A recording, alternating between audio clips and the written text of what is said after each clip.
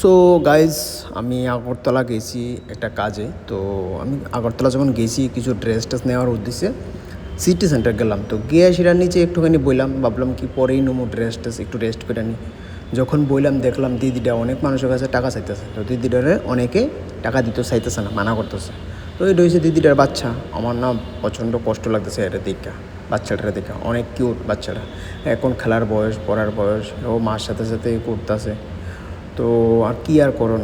তো আমার দেখা সেটা মায়া কাজ করলো একটু। আর আমি এমনিও সবসময় মানুষের কিছু করার লেগে কিছু করার লেগে চেষ্টা করি, কারণ আমিও নিজেও গরিব একটা ছেলে, তো আমি বুঝি।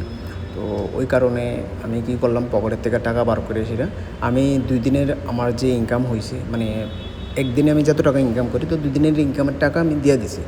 কারণ আমার কাছে যা ছিল মানে দিয়া দিছি।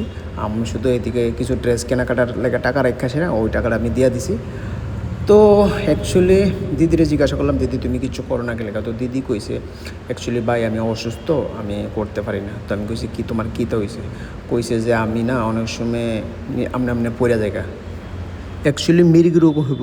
তো রোগটা খুব খতরনাক। তো কইতাছে যে আমি কয়েকটা বাড়িতে কাজ করছি, এরকম পড়ে যায় দীক্ষা আমার আর কেউ কাজে লয় না। তো আমি সব বাইরে কইতাছি, যারা মনে করো এরকম হেল্প করতে চাও, এরকম মানুষ দেখলে হেল্প করবা। হেল্প করলে কি হয়, মনটা অনেক শান্তি লাগবে, সেটা সত্যি কথা। যেমন আমারও খুব ভালো লাগে, দেখবো অনেক শান্তি পাইবা।